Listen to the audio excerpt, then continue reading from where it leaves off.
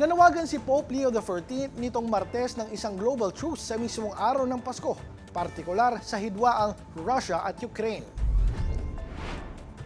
Ayon sa Santo Papa, dapat igalang ng lahat ang kahit isang araw na kapayapaan bilang paggunita sa Kapaskuhan.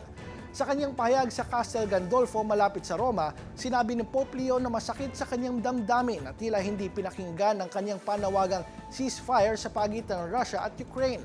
Umaasa umano siyang makikinig sila upang magkakaroon ng 24 oras na kapayapaan sa buong mundo.